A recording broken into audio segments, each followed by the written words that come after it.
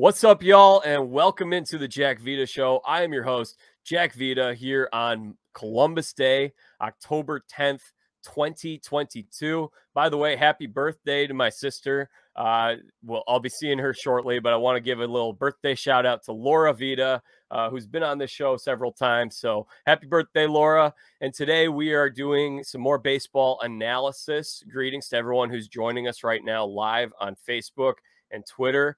If you guys like what you hear today, make sure you subscribe to the Jack Vita Show and check out our work over at Fastball on sportsillustrated.com/fannation, or just Google SI Fastball. I'm doing a lot of baseball writing these playoffs. It's been a lot of fun. And today we're going to recap what we saw over the weekend, the first ever American League, National League wild card series in the new format. We saw it a couple years ago, but now it's here to stay. And we are also going to preview the National League and American League division series that begin Tuesday. Big day, big slate of games tomorrow. 4 games. It's going to be a lot of fun. I've got someone who I'm very excited to talk to today. I've been listening to his podcast for years. For those who don't know about what he does, he's got a very awesome podcast, the Sports Spectrum podcast. He's the director of media over at Sports Spectrum, which is a magazine that I grew up reading when I think I started getting it when I was 9 years old. And it's an awesome magazine combining sports and faith. So I'm a big fan of what they do over there. And before that, he worked at ESPN off camera for what, 15 years? 17 years. Wow. Jason Romano, welcome to the Jack Vita Show. Yeah. Hey, Jack. Good to see you, buddy. Good to talk to you. And it's baseball playoff time. Like, this doesn't get any better than that. Oh, it's great. And Jason, I just want, so for people to know a little bit about your background, I got a fun question for you at ESPN. Working off camera, yeah. I know you worked on Mike and Mike, and you may have worked on some other shows as well. Mm-hmm. Was there a particular person that came into Bristol in the studio that you had a funny or memorable exchange with when they were going to be a guest on one of your shows? I don't know about funny or memorable. I mean, I got to meet my heroes. I got to meet Emmitt Smith. I got to meet Darryl Strawberry and Dwight Gooden. Like, I'm a Mets fan and a Cowboys fan since I was a little kid. So I got to meet my heroes, and those are just the most memorable days of all. I will say this. It wasn't really a guest that came in, but I do remember, this is a football connection, I guess, more than baseball, but it was, a Sunday afternoon for about, how long did I did this? 8 years. That I got to sit in what was called the War Room at ESPN and watch NFL games with all of our NFL analysts, all the on-air talent. Anybody who was working at ESPN on the NFL at that time was pretty much in that room. And I was the same. I was doing a booking for NFL talent for a long time. And then this was the Sunday NFL primetime era, right? Yeah. Oh, this was after that. This was Sunday NFL Countdown. I'll give you the names. It was Chris Berman and Tom Jackson and Keyshawn Johnson and Chris Carter. Matthew Berry was in that room. Field Yates would be in that room. Chris Mortensen was in that room. Adam Schefter. So those guys were all in this room at that time. And they still, I think, have the War Room there. I'm not sure, but I'm pretty sure it's still there. So I remember my first year was 2008 in this War Room. And they have giant amounts of TVs, on the screen that you're watching. And there's 8, 9, 10 games at one time if it's the 1 o'clock Eastern games. So we're all watching the games, and there was a moment where it was week 1, I think, or week 2, and Roddy White of the Atlanta Falcons was playing pretty good football at that time. That was Matt Ryan's rookie year. They had a really good. That was 08. 08. Before Julio Jones came in, and Roddy White was pretty much an 1,000-yard receiver for about 5 or 6 years straight there. He was really good. And there was a moment where Roddy had a game, and I can't remember which week it was. It had to be early in the season. And I just, guys would blurt things out in this room that he's this or that guy's that. And it's usually the talent and occasionally a producer or two. And I don't know where I thought my place was at that time, but I just blurted out, it's clear Roddy White's a top 5 receiver in the NFL, right, guys? And I don't know why I said that. Maybe I just need to learn to tame the tongue a little bit and keep my mouth shut. But I said it. And Chris Carter is literally sitting right in front of me. And I was sitting next to, I remember who I was sitting next to, Keisha, or who was it? Cordell Stewart and Jamal Anderson, former NFL players, were sitting right next to me. And Chris Carter is right in front of me. And Chris Carter turns around and looks at me. And he goes, "Top 5, huh?" I said, "Yeah, isn't he a top 5? I mean, you're one of the top 5 receivers of all time, Chris. Don't you think he's one of the top 5 receivers in the game?" And I don't know why Chris Carter said it like this, because we actually had a really cordial, good, friendly relationship over the next, I don't know, 5, 6 years. But this is maybe my baptism by fire, being indoctrinated into this room. He goes, "Well, let me ask you a question." He goes, "Have you ever played in the NFL?" And I said, "No, sir, I have not." It was probably that way too. "No, sir, I have not." He goes, "All right then." And that was it.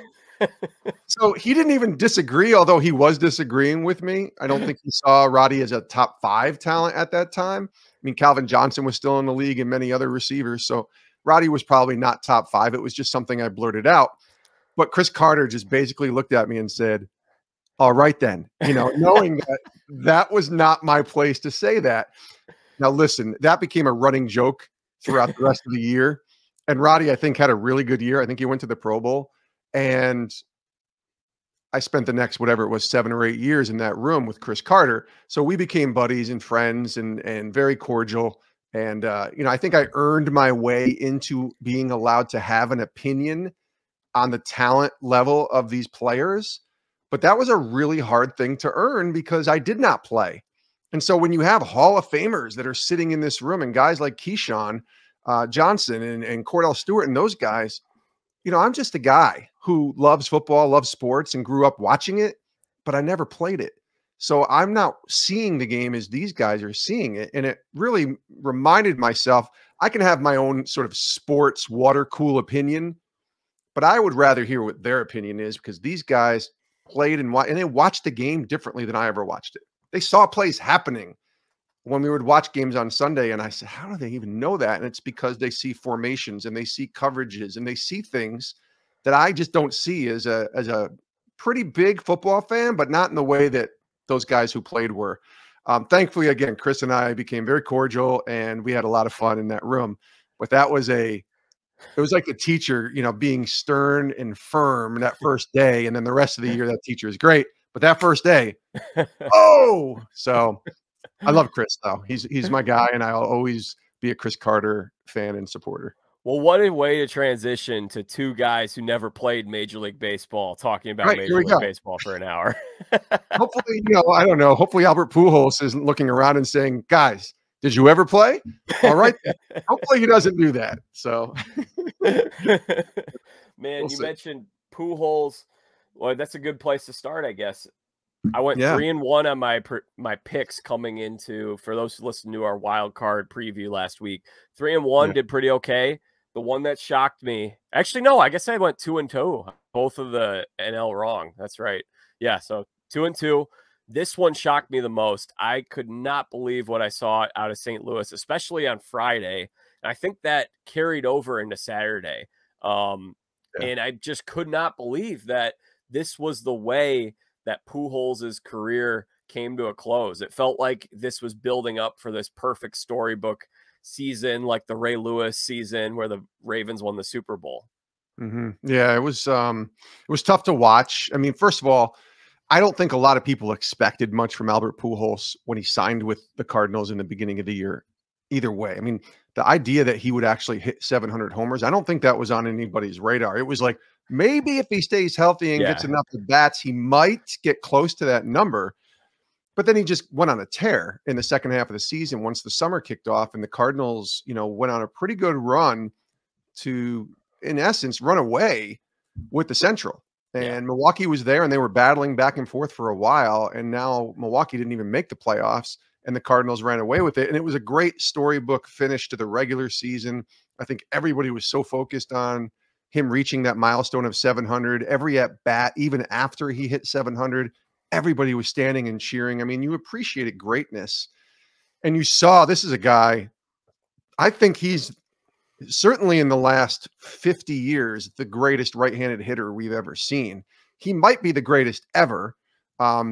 it's hard for me to put him ahead of like DiMaggio and Willie Mays because I didn't see those guys play. But Pujols did it for so long. He did have, he kind of tailed off a little bit, but he was still so extremely dangerous against left-handed pitching.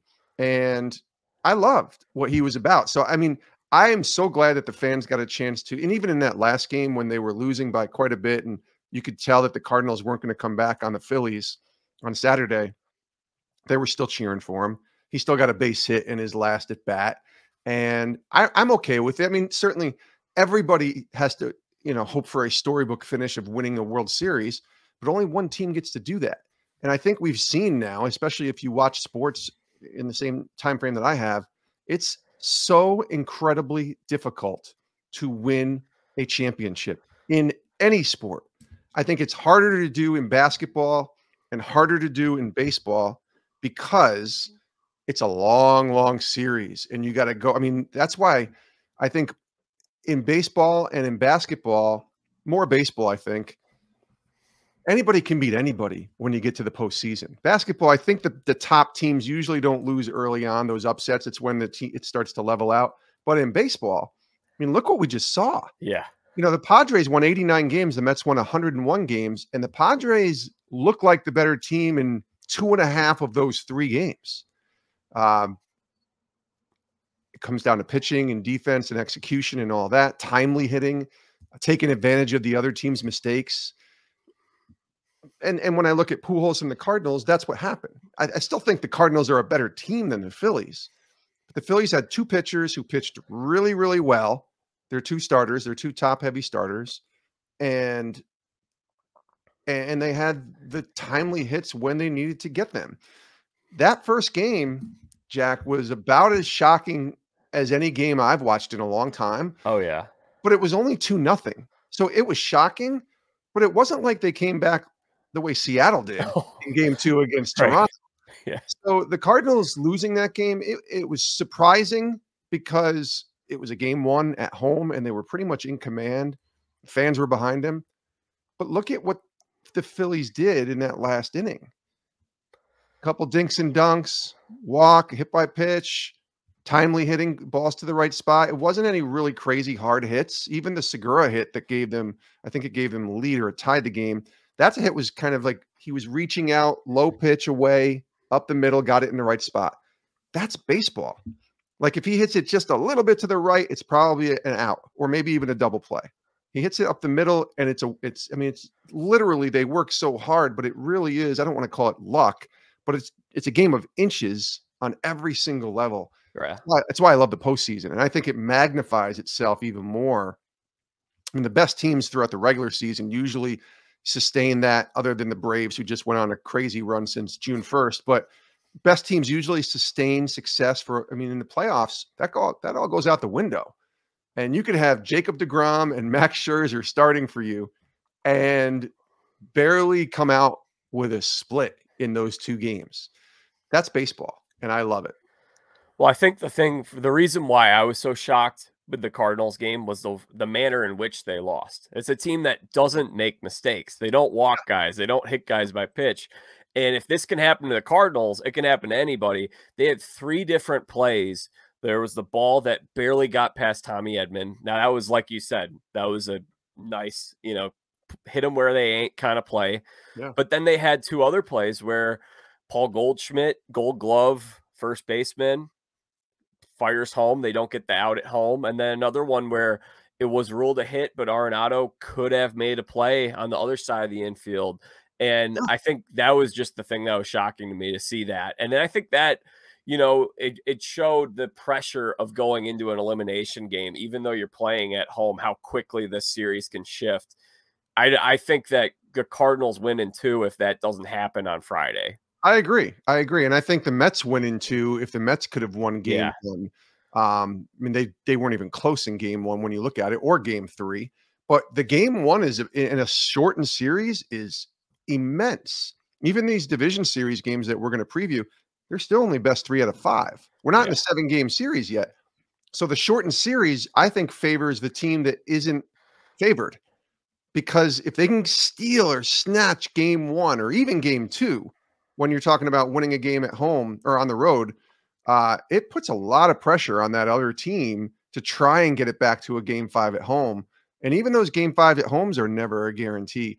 That's why the playoffs are great. It's actually why I really like the new wild card series format. Initially, I was like, man, this stinks. The Mets should be, they're the 101 wins, this and that. They should be playing in the DS right away, right? As the top wild card against probably, I guess it would have been the Dodgers if it was the old format. Yeah. And he played best out of 5. But I think what we saw this weekend, even though there were 3 sweeps, we saw like how quickly things can turn. And I was hoping for 4 series that went, the full 3 games. But we saw how quickly things can change. I mean, if you watched, and I think a lot of people might have missed it because it was during college football on Saturday. But if you watched or saw any of that Blue Jays game and Seattle doing what they did, that was crazy. But again, if you look at what happened, right? How did they tie the game? On a 3-run double with 2 outs on a bloop, where the shortstop and the center fielder, I think it was Springer and Bo Bichette, were running into each other. Neither of them can get the ball. They both hit each other, and they're both down for the count for a minute. And then 3-run score. It's baseball. That's why I love I think baseball playoffs more than anything, for me, are my favorite. It doesn't matter who's in it. I'm watching it. And I wish my team was in it and still in it, the Mets, but they're not. But I will still watch every game because I just think every pitch matters. Every game matters, especially when you can get a game like you had on Saturday. And I was glued to this game, Jack. When you're watching Cleveland and they're going 15 innings and they're battling and they finally come away. And I thought Tampa, thank you, did a great job on trying to extend that game. And again, it's nothing. I've never seen a nothing game go that long in the playoffs. But then you have a home run, and just was one pitch. Kluber made one kind of not even a bad pitch, but a pitch they left over the plate. Home run, game over, series over. And it's why I'll watch. Give me a close baseball game more than any other playoff sport, and I'm in. I'm watching it. I mean, I love the NFL and I love basketball too. And if any of those games, and even hockey, you go to an overtime hockey game in the playoffs. Yeah, hockey, man. But baseball for me, that's my first love when I was a kid. It was the game of baseball, playing it, watching it, collecting baseball cards. So still to this day, I'm almost 50 years old. I'm glued. So you mentioned the Cleveland Tampa series, which couple of really good games, 2 small market teams. I mean, and actually I'll mention something else that you had mentioned. Yeah. This schedule was not ideal because we had a lockout, so we had to get these games in whenever. And I had heard that they had hoped to get these games in Wednesday, Thursday, Friday, because then Thursday, I don't think there was a single college football game on ESPN because they had blocked out that day for the wild card series way back earlier this year. So then we ended up going up against college football. And then unfortunately for me, being a baseball writer, I didn't get to watch as much college football as I normally do. Sure. Yeah. But hey, it was great. It felt like those first 2 days felt like the first 2 days of the NCAA tournament, which are my favorite days on the sports calendar. But we had 2 mid-market, small market teams that do things a little differently, showing facing off in Cleveland. And I really like this Cleveland team, and we'll talk about them later. But man, I got to give my my best to someone who you worked with, Orestes Destrade, didn't you? Yes, he was around the office every so often. Yes, he said you're a great guy. I'm old enough to go back to remember watching Orestes Destrade when he was in the minor leagues and I was a high school teenager. It might even been when I was like in grade school when he played with the Albany Colony Yankees, the AA affiliate of the New York Yankees. This is probably 87, 86, something like that. And I watched Orestes Destrade play baseball in person. But yes, he was around, the campus quite a bit. Great guy. And he did a great job for us. Yeah, and he does the Rays games now. He's been over there for 10 years now, and so he says hi to you. But Nice. rough day for O. It didn't feel like it was the Rays season, but I really think this Cleveland team is dangerous. Cleveland's interesting. I worry about their offense because they're going up against a team that can score runs, especially if they're all hitting well. And you got two of the most dangerous hitters in baseball right there with Stanton and Judge. So, and in the Yankees and the mystique and all that, I think the Yankees can be had, though, if you can keep it close and you can get to their bullpen.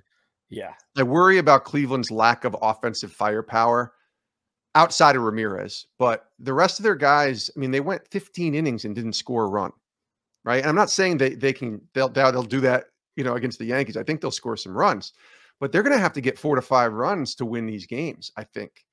And that concerns me. I think they can do it because I think they got the makeup.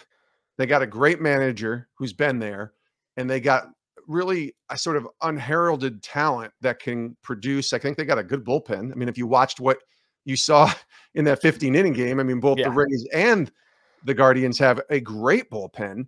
I think that could be the chance for Cleveland to steal this series against the Yankees. I still think I'm leaning Yankees, and we can go into predictions later. Yeah, we can do it now. We're already touching on it. So I'm leaning Yankees just because home field, but I worry about their hitters outside of Judge and Stanton, and I worry a lot about their bullpen, which has shown, I think, tremendous. I mean, and they don't even have Aroldis Chapman now. Not that he was a key factor, but he was kind of a good 6th or 7th inning guy that for them down the stretch, and now he's not even on the roster. So I'm concerned about the Yankees bullpen. They're going to have to score 6 or 7 runs, I think, maybe not 4 to 5 runs to win these games. I think they'll do it, but I would not be surprised, if Cleveland won. I don't think they will, but I think Cleveland will give them fits.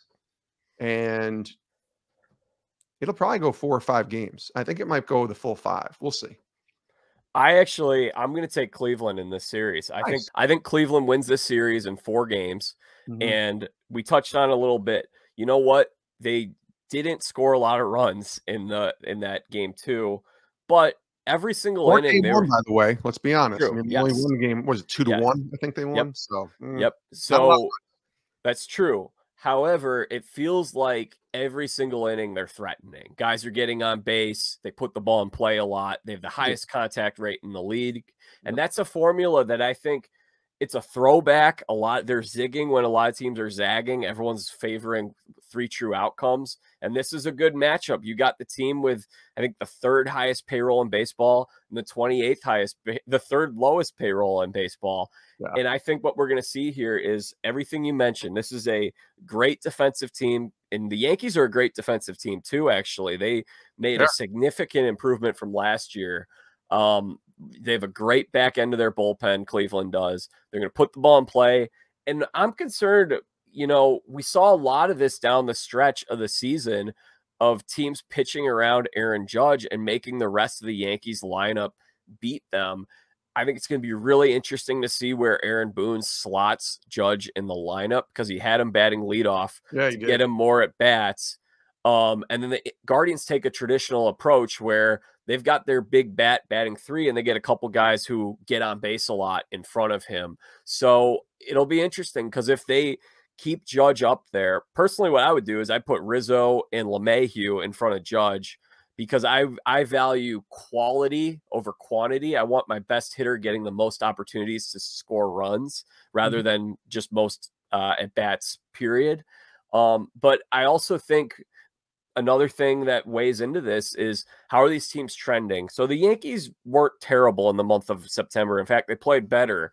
But since the All-Star break, it looked like the Yankees team that we've seen in the past few years where they have a good regular season and they don't quite get it done in the postseason. And Cleveland has been, I think they're now winners of 25 of their last 31. So I like the momentum. I think they're going to win one of these games in New York, and I think they're going to finish the series in Cleveland. I like it. I'm curious to see how Garrett Cole pitches in game 1. You remember last year he stunk up the joint. He was booed.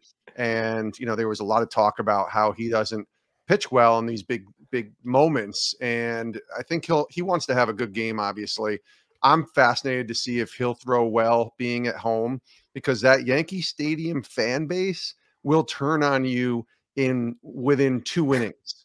If you get down 4-0 in the first 3 innings or 5-1, they'll start booing and you're done. You're just done. I think the psyche of a player can be really damaged that way. So I expect Garrett Cole to actually pitch really well. I'm really curious to see how Cleveland does outside of that. And you're right on the Judge factor. That's really fascinating to me, because they were batting him leadoff. I think he'll go 2 or 3. He may go Rizzo in front of Judge, but they might go LeMahieu, Judge, Rizzo, Stanton, just to mix it right, left, right. That's what they should do. And I think that's okay. Yeah, I think if those guys are hitting the ball well, they're not the guys that are moving runners over and, you're hoping for a, man on second, 2 out, line drive, base hit. Those are the guys that are literally end games for you, with the pop that they have. And the other guys on the roster, I know there's some good players, down in the bottom of the Yankees lineup, but I don't think they scare anybody at this moment. Yeah. But I'm not sure anybody in Cleveland scares the Yankees either, because I don't think outside of Ramirez, Yankee fans could even name 2 more starters in that lineup. I'm just saying, because they're so unknown in what they've kind of done this year under the radar. It'll be good. I think if the Yankees win, it's great for sports, because everybody either loves or hates the Yankees. I think if Cleveland gets there, they're the story of the postseason. If they can get to the ALCS somehow, coming from where they came from, going through the name change, a lot of young players, youngest team in baseball, I think I read. So it'll be really interesting to see what happens. I'll be watching it. I know that they're the prime time game, I think, Tuesday night. Yeah. Surprising, because it's the Yankees. I saw Bob Costas and Ron Darling are calling the games. Oh, I'm all in on that. Yeah. The legend, and Darling he's my guy, as I watched a lot of the SMY broadcasts with the Mets. So should be good. All right. Very good, Jason. Let's talk about the other AL series from the weekend, and we can move into I guess we'll do our ALDS preview. So Seattle Mariners, and by the way, 3 road dogs won this weekend. Right? Isn't that interesting? And the one home, favorite, if you will, was Cleveland, and they didn't exactly wipe the floor like we mentioned for the last 10 minutes. So it's, that's why. I know everybody's on the Dodgers and everybody's on the Braves and everybody's on, Yankees and Astros as the top 4, but either of those 4 teams are vulnerable, because it's short series, and in baseball, anybody can be beaten. I really believe that. So I'm fascinated to see if that holds up in the division series like it did in the wild card series. I don't know if it will, but in a 5-game series, those road teams have a really good shot at pulling off upsets, much more than I think in a 7-game series. Teams that have pitching depth you need to have pitching depth in order to come out of this wild card series and go toe to toe with a team that's had a chance a week to line up their postseason rotation. Seattle, we got to give them some love here for a second. They won their first playoff series since 2001. And by the way, Jason, this is funny to kind of mention.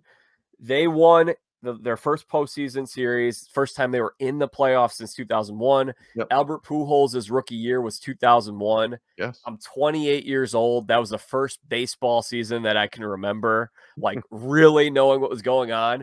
And it kind of feels like now that Pujols is gone, my childhood is officially over. But we also have the Seattle Mariners throwback. And you know what? I think what I said about that team coming in is, this is a team that's I think they have a nice little emotional edge. I thought they had one over Toronto because it meant more to them. They're a team that's played extremely well in games against teams above 500. I think they were like 5 or 6 games above 500 in games against teams with a record above 500. Yeah, that's good. Julio Rodriguez is the type of young player who rises to the occasion in these big games, and many of these other players did as well. They're up for the challenge. The thing I think that'll be really interesting as we talk about with Houston, three of these games are division rivalries, interdivision play. The Seattle Mariners want to make the statement of, hey, this is our division for years to come. This is a passing of the torch. And a lot of people say we can't do it this year. We want to arrive a year early. We want to beat you guys. And we're gonna make a statement. We're here to stay. We're going to take that place where you have been. That's what Seattle thinks. I'm not saying that's what I know that's do. what they think. I love what they're doing. I mean, they're an easy team to root for. I love, you know, the post game celebration where they get in a circle and start doing the, you know, line dancing or whatever that is. I love the camaraderie that they have. I love the story. Rodriguez, I think this is a series that he, you know, people start to take notice. I think the first time everybody saw him was, you know, at the home run derby. People were like, yeah, this guy on Seattle, and he just kept raking and he was having so much fun. And you're like, all right, I know for me, that's really where he kind of crept into my mindset as a baseball fan, was there at the home run derby. And I was like, all right, maybe I got to start paying attention, because Seattle, they're so far up in the Pacific Northwest. They're not on a lot of people's radar at all. I'm still guessing they're not on a lot of people's radar, but this is a series where they can be on people's radars. I think this is one that's, Houston's so good, right? They just dominated all year. They had a great season, second best record in baseball, and were really the dominant team in the American League throughout the year. There was a time when Houston and the Yankees were there. The Yankees faltered and had that struggle, that swoon. I think it was in August, and Houston just kept winning. And you know, the Yankees won 97 or 98 games, and I think Houston won 106 or something. So they still won a ton of games. I got to go with Houston, but I think this is going to be maybe the best series of the four. I think it's going to go 5. I think maybe all 5 games are determined by the home team winning, because I think there's a legit home field advantage for both of these two teams. I think Houston's fans are awesome. I really do. And I know they went through what they went through with all the crap a couple years ago, and, you know, the suspensions and the World Series and all that against the Dodgers, but all that stuff's gone and they're still winning 106 games. So they've been able to move forward, and they have a lot of talent and a lot of great players. I think Houston's going to win. I'll pick Houston in 5, but I think Seattle is going to play fantastic, especially at home. And that crowd in Seattle is just craving for a home playoff game, and they're going to get it. I think they're going to get 2, and I think they're going to win both. But I think Houston ultimately will win in Game 5. Now, I don't know if you know this, but Jack, the Game 5s in the DSs come right after Game 4s. So Game 4, if you're playing Game 4, let's say in Seattle, you're playing the next day in Houston. So if Game 4 is being played in Philly when the Braves and the Phillies play, they got to go to Atlanta the next day for Game 5. There's no travel day. And so I think that favors the home team more than the road team. Yeah. And so I like Houston in this in 5. Yeah, I'm right there with you. I just think Houston's the best team in the American League, and stuff can happen. I think the best opportunity, kind of like what we're talking about, is if Seattle can come in with some momentum and steal a game early. You never know. Yeah. But they're going to have to do it against Justin Verlander and Framber Valdez. Those two guys were, I mean, I was working on my awards. I don't get a vote yet. I'll get a vote someday, but I was working. Absolutely. I was working on who, that's some content I'm pushing out. So I'm going to do my top 5 AL Cy Young candidates. Houston had 2 of them this year. Framber Valdez gave his club, I think, 26 straight quality starts. Justin Verlander is going to win the Cy Young. And then they just have, it's Houston. They do stuff better than everybody in the American League. So I am going to go with Houston, but I do think Seattle can push them. And I think in a situation where they can take a game early and play with a lead, kind of like what they did in Toronto, especially, I think that's huge for just inspiring confidence in a young club. Yeah, I think that's what you're looking at. You mentioned just Verlander. Let's just go back to him for a second. Yeah. What he did this year was absolutely incredible. And I think he was already going to the Hall of Fame. This solidified the fact that he's a Hall of Famer this season and what he did, because he's going to win another Cy Young award. I'm curious to see, because we just saw Scherzer and DeGrom, who are multi-Cy Young award winners, kind of fizzle out in the playoffs. Now, I did start to see a little bit of that at the end of the year when they faced the Braves in a must-win series. They both did not look their best. DeGrom got roughed up against the A's the weekend before, which did not look good for him. Scherzer had pitched decently well, but he battled some injuries. But when they got to the playoffs, both of them, I think DeGrom pitched well enough in game 2. Scherzer did not look good in game 1. His fastball was very flat. I don't think that Verlander is going to have that, same kind of setback, if you will. But he is 39 years old. And I'm curious to see if he can just be as dominant as he was in the regular season come postseason. I think he will. I'm not doubting him at all. But those older veteran starters who pitched a lot of innings and had a lot of success in the regular season, you got to be able to do it in the postseason too. Verlander has done it in the past, but I it's my one little tiny, if you will, concern with him. Yeah. And I think it's fair. He spent some time on the IL last month as well. He was out for 2-3 weeks. So similar to Scherzer. Want to see him go 5 to 6 innings and give up 1 run, basically. He could give up 2, but I think with the Mets, it felt like if you give up 2 runs, you're not going to win because scoring was at a their lineup did not hit the way I think they hoped it would. Astros have a really potent lineup. I mean, it'd be hard to keep them down to less than 3 runs.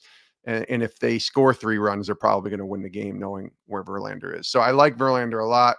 I like the rest of their team too, and their pitching, and I think they're my pick to come out of the American League, which I think they are for a lot of people. Yeah, they got to be.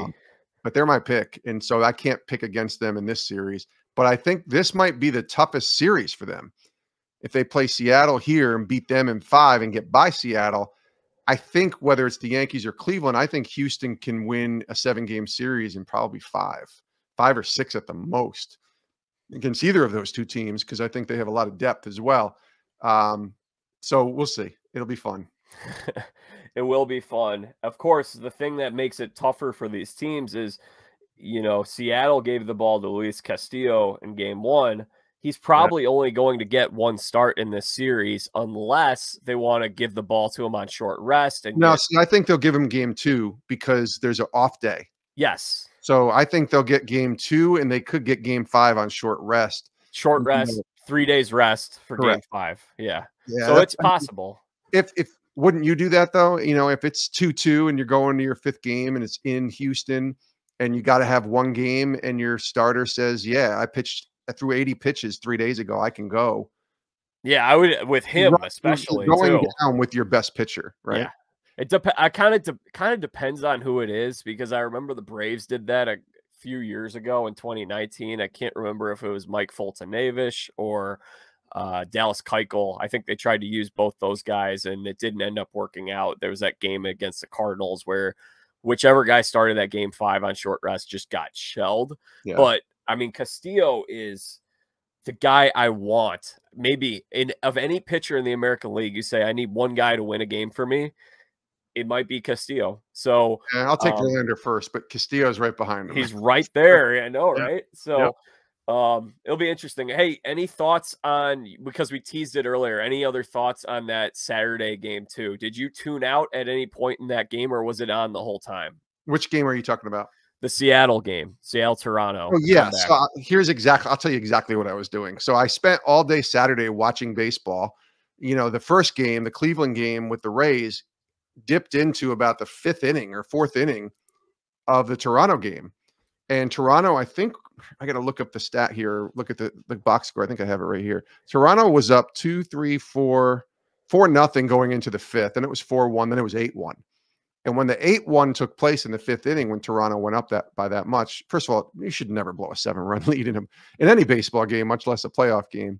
But once that happened, I was headed to church on a Saturday night service, because on Sunday I was out. I went to the Patriots game yesterday, so I wasn't going to be able to attend church. So I had a Saturday night service and I went to church. So I'm, doing my normal thing at church and, worship and then listening to the sermon. And all of a sudden my watch is updating these games and giving me alerts. And it said, okay, now suddenly, you're watching the game and it goes from 8-1 to 8-5. And I think it went from 8-1 to 8-5 on a grand slam. Like it was like that, or a 3-run homer. It was quick. And suddenly Santana hit a 3-run homer. You're right. That's right. 3-run homer to make it 8-5. And it was quick that they came back. And I was like, all right, suddenly we got a game here. Then it was 9-5. You know, Toronto actually scored a run in the 7th. And I thought, all right, they just can't blow a 4-run lead, could they?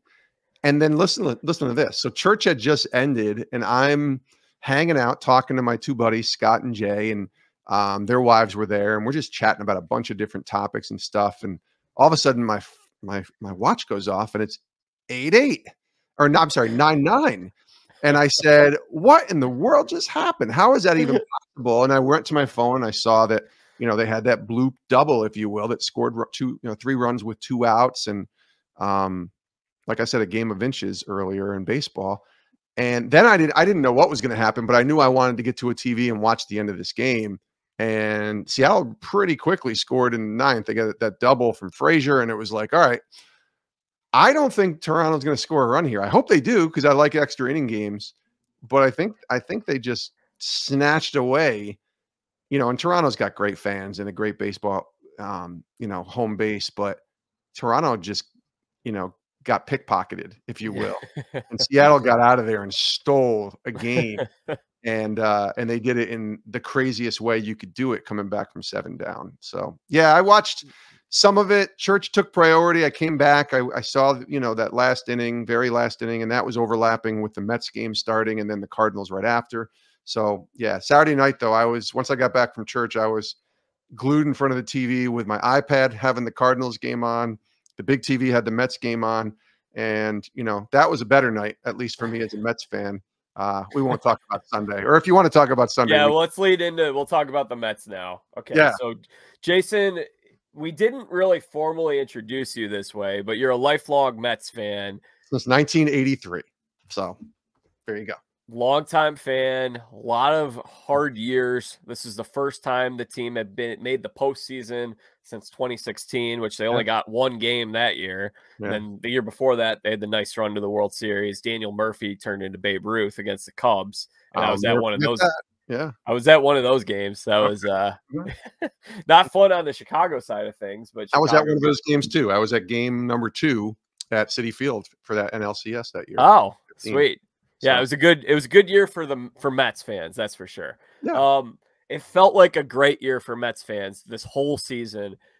I really just want to get your take on what happened. I mean, really, this was an outcome that I was surprised by. I wouldn't say I was shocked by it, considering what happened a week ago. I really was concerned. My one concern, actually 2 concerns, was how would DeGrom pitch? Yeah. And how would Scherzer pitch? I was more concerned about DeGrom than I was Scherzer, and that ended up being flip-flop because DeGrom, like we said, he gritted through that outing. He pitched well enough for them to win that game. And then Scherzer ended up being the guy who just got shelled. That was his he gave up 7 runs. Yeah. It was rough. And then my other concern though was when you lead a division for 178 out of 182 days of the season, or however many days it was, and then all of a sudden you have this where you just lose it. I felt like that series in Atlanta last week, something that I was thinking about was, how do you recover from this from a morale standpoint? Was that something that you think played a factor in this series? And I guess I'm going to let you take the wheel and vent. This is a therapy session for you, Jason. This is needed therapy here, Jack, because I don't know as a fan if I've was more down and disappointed over a series in my 40s. I'll just say in the last 10 years than I was when the Mets got swept by the Braves. And so I'm going back, you know, a week and a few days, and I was really excited for that series. The Mets had a 1-game lead going in. I said, if they can just win 1, it's going to be tied and they get the tiebreaker. And they have set it up just like they did with the first 3 games in the wild card to have DeGrom, Scherzer, and Bassett pitch, your 3 best pitchers who've been pretty good all year, minus a couple hiccups here and there. And the Braves are good. Like all I've been saying all along, and I said this, I think you can go back and look at Twitter in August. I said, you know, they had went on that ridiculous, crazy run of like 40-8 or whatever they were out of 50 games. And I said, listen, I don't think anybody's talking about this team right now because it's the dog days of summer. And unless you're a baseball fan, you're not really paying attention. I said, but the Braves are the defending World Series champions and nobody wants to face them. Trust me on this. Nobody wants to face them in the playoffs because they are dangerous. Top to bottom, they are loaded. So I'm very aware of how good the Braves are.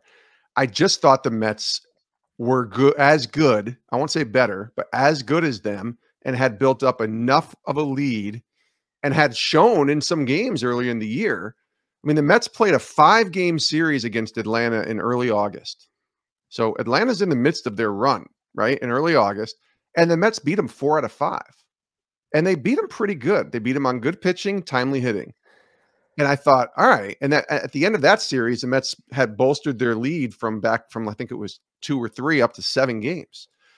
And then the Mets played decent baseball the rest of the way, but the Braves just continued to pound, and I mean this, pound the bad teams. The Mets were not pounding the bad teams. They were beating some of them, and there was a moment way before this Braves series with the Mets where they got swept at home by the Cubs. Yeah, I remember that. Yeah, and that was a series that was unnecessary. And I mean that as a fan. Like, that's just not acceptable. You don't get swept by a team. And listen, the Cubs, they're fans, they're awesome. The Cubs had no business going. Cubs are not good this year. I'll be the first one to tell you that. Yeah, they went on a household sale of all household sales the last 2 years. So there's no way the Cubs had any business going into Citi Field in early September. Games that the Mets had to win. These aren't games that you just take for granted, and sweeping them. And to me, that's the reason why the Mets didn't win the division. Yes, they should have played better the last 3 games. They had it there right in front of them, and they folded and they choked. They got swept by the Braves. The Braves took it, and the Mets didn't win it. But when you're losing 2 out of 3 at home to Washington, and you're getting swept by the Cubs, these are all. There's also Pittsburgh series. I remember watching them lose a game or 2 to Pittsburgh down the stretch. Yeah, they swept Pittsburgh at home, but at Pittsburgh they lost, I think, 2 out of 3, or at least one of the games. Yeah, and you're thinking to yourself, these are games they need to win. And if you watch Atlanta, they didn't lose any of those games. So again, you mentioned therapy. This is therapy because I was invested in this Mets team from an early. Well, the second they got Scherzer, I thought, well, they got a shot. Now, you're in the same division as the World Series champions, so you're not likely to win the division. It turned out I was right. Just not the way I thought that they would be doing it. But I thought they have a good shot here of probably making a wild card and really, giving some teams some fits. Health was a factor. They didn't have DeGrom for 4 months. They didn't have Scherzer for about 2 months. And they had some nagging injuries here and there. The Sterling Marte late. Escobar was hurt for a while. Their bullpen stayed healthy. They were kind of fairly consistent. And Diaz was lights out. And they still won 101 games. So I even put this, in a text to my daughter this morning. She's a Mets fan with me, and I'm like so sorry for her. She followed in my footsteps. She's like, because she doesn't understand. She's like, Dad, that was so sad last night. It was so sad. And I said, I get it. I said, but be thankful they won 101 games and made the playoffs, because that doesn't happen that often with the Mets. I said, but it is very Mets to make the playoffs, win 101 games, and then lose the way they lost. And that's what bothered me about this series with the Padres. It wasn't that they lost in 3. Padres are a good team. And if they had Tatis, I think they might be the favorite. Just my thinking out loud here with everything they have. But they're a really top-level team and a good foundation, obviously really good pitching. And they didn't even have to use their bullpen much against the Mets. But they beat them 7-1. And they beat them 7-0. Was it 7-0 or 6-0 last night? I gave up at 6-0.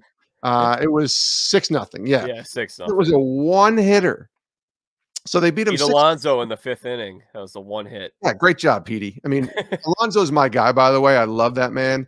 I thought he had a phenomenal season. And every time I watch the Braves re-sign one of their young pitchers to long-term deals like they did today with their rookie pitcher, I think, why in the world are the Mets not locking up Alonso right now? Yeah. Why in the world aren't they locking up McNeil right now? And they didn't do this with Nimmo. They didn't do it with DeGrom. I mean, they kind of did.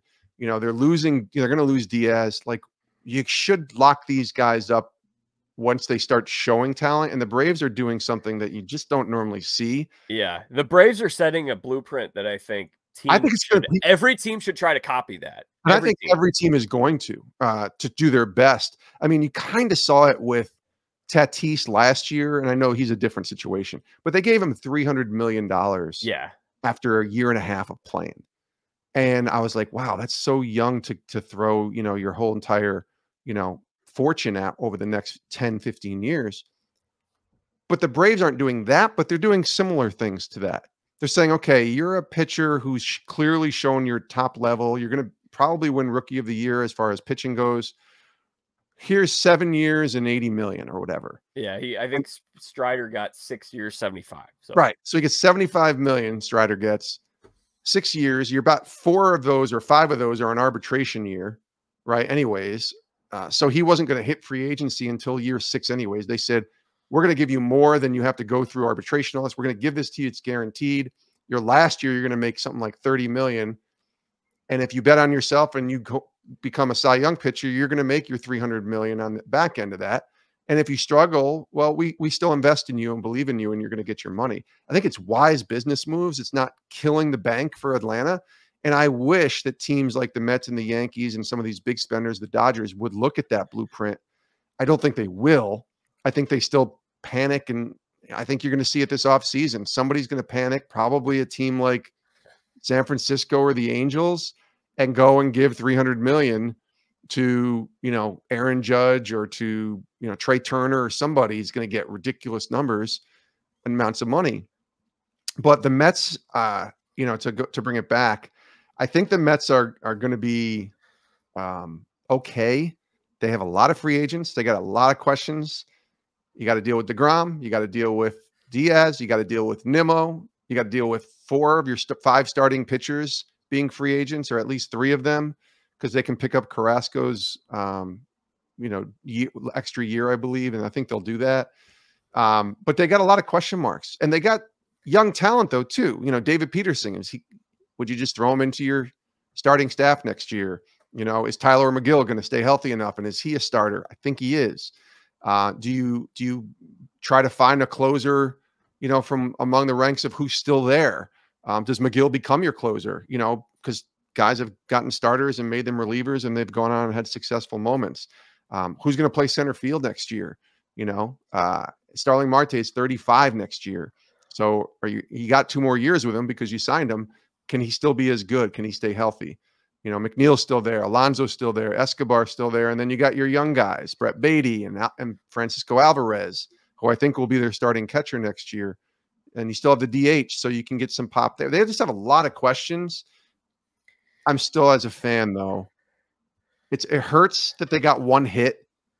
Yeah. You don't get 1 hit in a game 3. To me, that's dominance, you know, from the pitching side, but that's also just you didn't come to bat in that last game. You needed to do that. You need to do something else.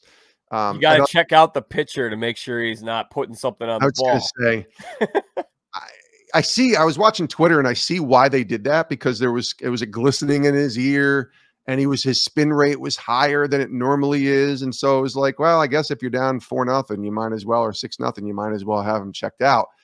You know, try anything at this moment. I felt like it was a little bush league. I hated that the Mets did that, because it was almost like they just didn't want to accept the fact that they were getting beaten badly. And after all they went through for the whole year, but it doesn't matter if he was cheating. They had 1 hit. They couldn't hit the ball yesterday. And honestly, in the big games that they've lost throughout the year, specifically that Braves series and even this past weekend, they're hitting. The pitching was, you know, it's like, oh man, Bassett and Scherzer need to pitch better, but they need to score runs with that lineup. And they only did it on Saturday night. So, all right. Jason, we only got a few minutes here. The doctor is out. My therapy session is over. I'm sorry I went so long with that. So. No, you're good. We only got a few minutes here. So let's try to run through a couple of predictions here. We've touched on every series.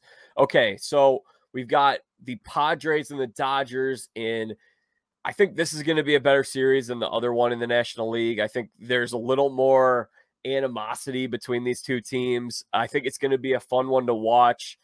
However, I have to favor the Dodgers here, right? You just got to do it. Their lineup is the best lineup in baseball, just top to bottom, and what they can offer and what they throw at you. Their pitching is really good, really deep. Their bullpen's a little suspect. I'm a little concerned about their bullpen if it gets into late in the game and it's close. You know, Kimbrel has struggled this year. I think he even was taken out of the closer spot. So when you look at their bullpen, I think that's the one place that they're vulnerable. Actually, starting pitching is interesting. You mentioned that because you've got Kershaw and Urias, and then Gonsolin has not pitched much over the last month or so. Sure. And then after that, you have Haney and Tyler Anderson, who have not pitched in the postseason before. So but had good years. Had great years. Yeah. Career years. So there are some. It's not like the Dodgers team that we've kind of looked at as in the past as just incredible postseason team. They were an incredible regular season team. Let's see how it translates. But they can score, Jack. They can score a lot of runs. They need to, which is why I think I favor them over San Diego. I mean, I know what I just saw with the Padres against the Mets, and I think there's confidence there with San Diego. Like, oh, we just beat Scherzer and DeGrom and Bassett. What are the Dodgers throwing at us? Okay, they're throwing at us Urias and Kershaw, and then who else? It's 5 games, not 3. We can hang with these guys. I just think the firepower of the Dodgers is going to be too much, and I'll say Dodgers in 4 just to give the Padres maybe 1 game. And it's funny you say that. I think the Padres just threw their best pitcher last night, which I would have. He hit the Mets. I would have gone Musgrove game 1. I've never really trusted Darvish in big games. He was able to grit through, and he ended up. You know, the first couple innings, the Mets were on him, and then I think when they got a comfortable lead, he was able to lock them down. Yeah, that's exactly. But I mean, Blake Snell wasn't great, so I think I don't give San Diego a heavy pitching edge. Mike Clevenger hasn't been exactly what they were hoping he would be when they traded for him. It's a good rotation. I don't think it's a great rotation. I don't even know if Darvish is pitching tomorrow because he'd be on 3 days rest. Right. So it'll be Clevenger, I think. Clevenger in game 1, if they can somehow survive and steal that game, I think now they have a little bit of an advantage, which they always would if you're on the road stealing a game 1. But I just think the Dodgers are very well rested. They're seasoned. All those guys have postseason experience like no team ever. But that's why baseball is awesome. Surprises happen, and that's that could happen in Atlanta and Philly as well. I also will say Dodgers in 4. We've got the last one, this other division rivalry. Thankfully, they've given us their probable starters for tomorrow because we didn't have that on the National League side. We just kind of have to draw our own conclusions. But we've got Max Fried taking the hill against Ranger Suarez. Yeah. I just don't think that Philly can put up a fight after using their top 2 pitchers. I don't think they have the rotational depth. Kyle Gibson, he's been shaky down the stretch. There are some other guys in that rotation. Like I couldn't even, I would have to think about who else they would throw out there. Zach Eflin looked a little shaky at the end of both those games. I don't think, and then the other thing that concerns me about Philly is that while they stepped it up and they played good defense in that series against St. Louis, and they really impressed me in that regard, I don't trust them in the field. I think like you touched on this earlier, I think the Braves are playing better baseball than anybody right now. Braves are my World Series pick again. I hate to say that, not to win it all necessarily, but they're my National League World Series team. I think they'll beat the Dodgers, and I think that if the Padres somehow win, I think they beat the Padres pretty easily. I think Houston's my World Series champion this year. I think Houston's going to get Atlanta. They missed out last year. I think they'll have a chance to get them this year. It's hard to beat a team 2 years in a row in the postseason. It's very hard. It's very hard. And then Houston would have home field because they have the better record. Last year, I think Houston had a home field last year as well. So, but what I'll say about this series is Philly and Atlanta know each other really well. Philly was one of the few teams that really gave Atlanta won the season series, but Philly played a lot of close games against the Braves.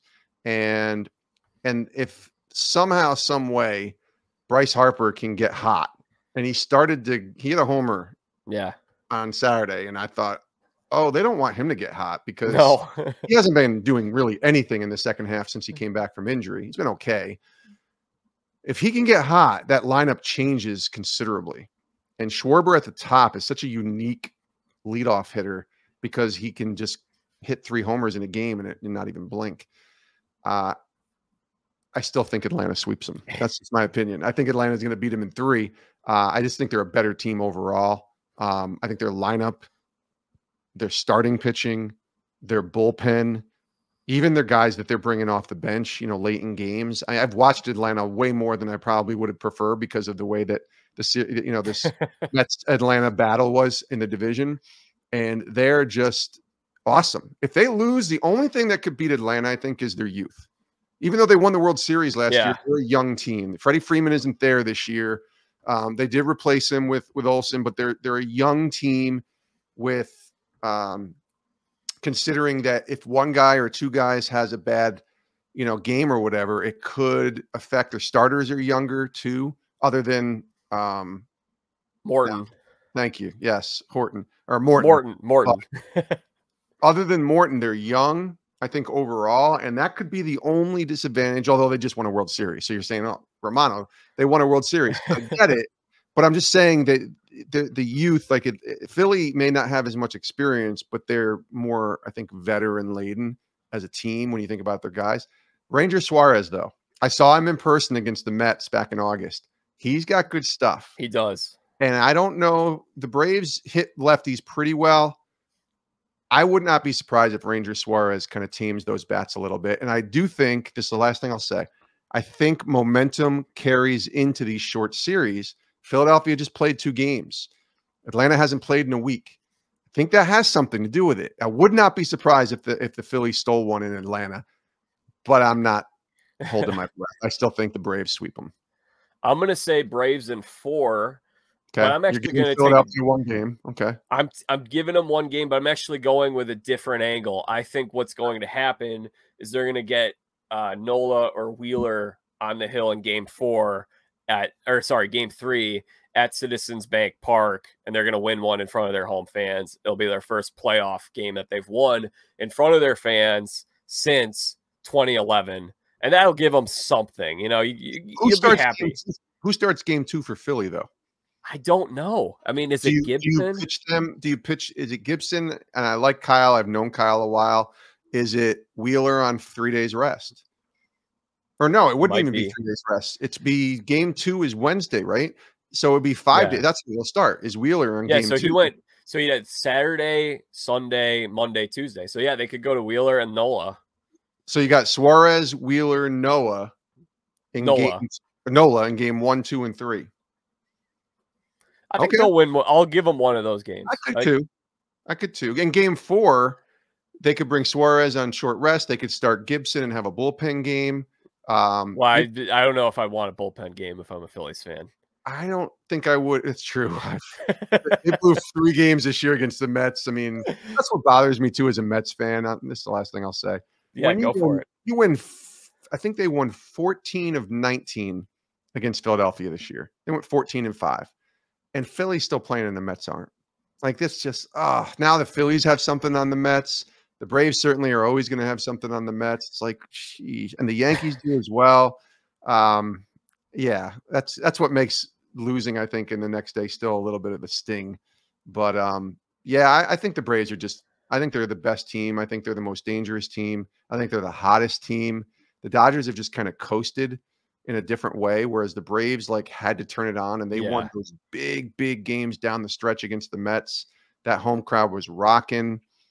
So yeah, I'm going Braves and Astros, and we'll pick Astros to win it all for the whole. All right, very good. I think we're going to see that Braves Dodgers. This would be part 4 now. Yeah, and I think these are the 2 best teams.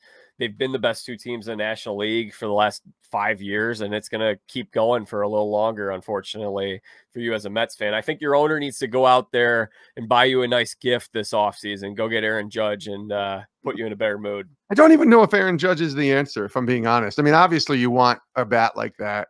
But But isn't that the kind of move where you're just like, yeah, take that, Yankees, we're stealing? That would be the only nice thing, is Yeah. just to steal Aaron Judge away from. I think if Aaron Judge ever left the Yankees, he'll go out to the West Coast where he's from, and go play with San Francisco or the Angels or somebody like that, or even the Dodgers. But yeah, I don't know. We'll see. It's gonna be good though. Like I said, I love the playoffs, and I put my allegiances aside. I'm just looking for great games, great moments, and the playoffs never disappoint. So, well, Jason, I want to give you a chance to plug everything that you're working on with Sports Spectrum. And then I know you do some other personal speaking engagements as well. So why don't you give us a little rundown of how we can check out and follow what you're up to over there? Yeah, thanks, Jack. Sportspectrum.com. I'll just start with that. That's the website for our content. It has our podcasts. It has the show that I host, Sports Spectrum's podcast. We have Al Horford on today's podcast, by the way, from the Boston Celtics. So pretty big name there. We have our magazine, which you can see a little bit of behind me on my left shoulder, which is a quarterly magazine. It's a great, I think it's the best thing we do at Sports Spectrum. And then our website has content that's updated every day. And if you want to go kind of in a different angle of sports stories, well, at the intersection of faith, this is what we do. It's what we get to do. And I think the website is the best place to go for all that, and sportspectrum.com. And of course, our social media channels. For me, just check out social media, give me a follow there, and you'll see a lot of Sports Spectrum content. But if you're ever interested in me sharing or speaking, I've written a couple books and sharing a bunch of different topics during my time at ESPN. I'd love to hear from you. And if there's opportunities to collaborate, that'd be amazing. And do you want to tease any big episodes that you have coming up later this month, potentially? Yeah, for baseball fans, they'll like on the 17th, we have Jeremy Affeldt coming up, the former San Francisco Giants pitcher. Yeah. And he shares some pretty crazy stories, including one regarding Mr. Chase Utley and him in the league championship series against Philadelphia. I think that was 2010. He doesn't hold back, even though we're a sports and faith podcast. He doesn't hold back on his thoughts on that game. Great storyteller, though, a great guy. So we have Jeremy Affeldt, and then on the 24th, we have Sean Casey, who's with MLB Network and just one of the great people in baseball. And if you ever want to have somebody share stories of their time playing baseball, Sean Casey is number one on my list. And so when we were able to get him, and he's going to be talking about a great ministry that he's involved with as well. But we started out with some baseball stories, and that's the week of the league championship series going into the World Series. And he has amazing stories of his few runs that he made in the postseason. And I mean, honestly, all I had to do was ask him a question in a very short way and then just let him go. You tee him up. That's all. Speaking of baseball, you put him on the tee and you let him hit. And he was the best. So we got Sean Casey and Jeremy Affeldt for baseball fans, and that's going to be, I think, really fun for people to listen to. Yeah, Casey's line on MLB Network, he's always like, that guy's doing it. He's doing it. And he's doing it well. Right. That's right. Well, Casey was great. I mean, he is just such a passionate guy. I mean, he could have been talking to, a high school junior who's doing a project, and he would be just as passionate as if he was talking to, Bob Costas or one of the legends in baseball. That's just who he is. And he also calls me by my last name. That's a small thing. Of course he does. I like when he's like, Romano, you're the best. Great job. Thanks for having me on. And I was like, yeah, I kind of like when guys call me by my last name. So Casey did that, and he made me smile. All right. Well, Romano, thank you for coming on. This was great. Thank you, Vita. We're going to have to do it again sometime when I am given a chance to watch some football. When the season ends, maybe we'll circle back, or maybe it's next year, but we'll do another one of these at some point. We'll go a little deeper into faith at that time. Whenever Thank you you want. so much for coming on. And anything else? You good? No, you're welcome. Thanks for having me. You keep doing a great job. I love what you're doing with Sports Illustrated. So keep up the good work. And anytime you want me back, just let me know. Let's do it. Awesome. Thank you, Jason. Thanks, Jack. All right, y'all. That concludes today's episode with Jason Romano from Sports Spectrum. It was a lot of fun having him on. I'm sure we'll talk with him again. And I hope you guys will go and check out the work that they're doing over there. Go to sportspectrum.com, subscribe to their podcast, the Sports Spectrum podcast. And they have some other podcasts on their network as well, as Jason alluded to. Great conversations with Christian athletes, stuff that I think you guys would really enjoy. So that is our show for today. If you guys enjoyed it, make sure you hit subscribe to the Jack Vita Show on Apple Podcasts, Spotify, YouTube. Follow along on Facebook, Twitter, and Instagram at Jack Vita Show, and you will never miss an episode. We're going to have more content coming out over the rest of the month, a lot of playoff talk as well. We're going to hopefully have some former players on. I do not have a guest lined up for next week quite yet, but it should be a good one. I'll tell you that. So make sure you guys are all subscribed and check out our work over at Fastball. Google Sports Illustrated or SI Fastball. And I think I've written now over 280 pieces over there. I'm getting close to 300. So make sure you guys are 300, by the way, in like 6 weeks, 7 weeks. So make sure you guys all check that out. We're going to have more great content coming soon. And until then, I'm Jack Vita, bringing the dancing lobsters.